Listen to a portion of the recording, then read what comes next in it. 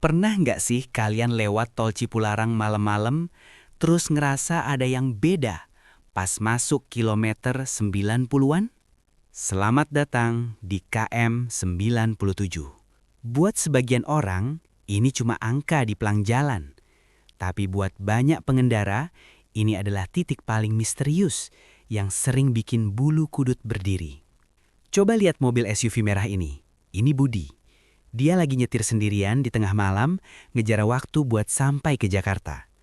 Awalnya sih lancar jaya, sampai dia melihat pelang hijau itu, KM 97. Di belakang pelang itu, ada bukit hijau kecil yang tertutup kabut. Auranya beda banget.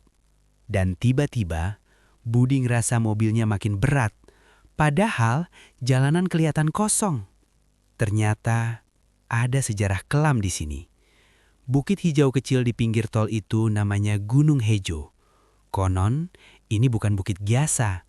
Dulu pas tol ini dibangun, alat berat sering mogok mendadak pas mau ngeratain bukit ini. Kabarnya, ini adalah tempat petilasan Prabu Siliwangi. Lihat tuh, sosok bayangan yang berdiri di atas bukit. Masyarakat percaya beliau masih menjaga tempat itu. Ada perjanjian tak tertulis, jangan ganggu tempat ini kalau mau selamat. Makanya, jalan tol ini dibuat melengkung mengitari bukit, bukannya lurus membelah. Kembali ke Budi. Tiba-tiba, kabut putih tebal turun entah dari mana. Pandangan Budi mulai terbatas. Dia pegang setir makin kencang. Jantungnya deg-degan. Dan, sret! Budi kaget setengah mati. Dia lihat bayangan orang nyebrang jalan. Padahal ini jalan tol, mana mungkin ada orang. Budi banting setir sedikit. Hampir aja. Di bahu jalan, dia lihat mobil sedan abu-abu yang udah terbalik. Peringatan keras bahwa tempat ini gak main-main. Gak cuma itu.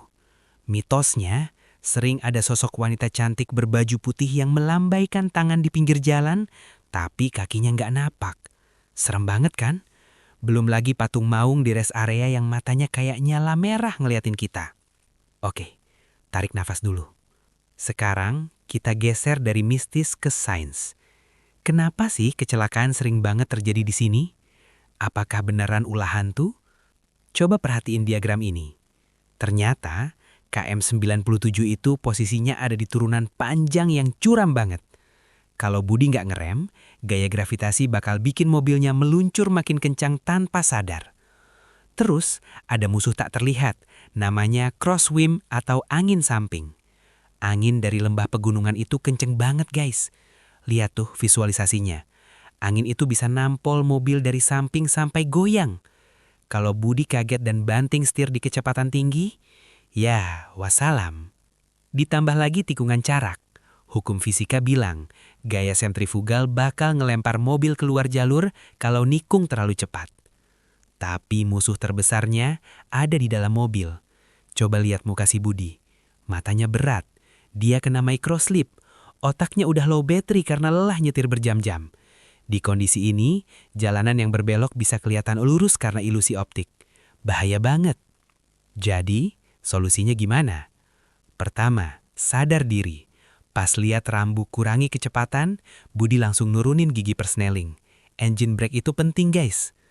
Kedua, jangan maksa.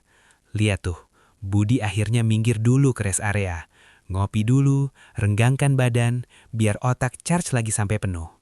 Pas balik ke mobil, Budi udah segar, senyum lagi, dan fokus penuh. Dan yang paling penting, kekuatan doa. Lihat nih momen adem pas Budi, istri dan anaknya berdoa bareng di dalam mobil. Ketenangan hati itu kunci keselamatan. Akhirnya, mobil merah Budi berhasil melewati KM 97 dengan aman. Bukit Gunung Hejo yang tadinya serem, sekarang kelihatan biasa aja kena sinar matahari.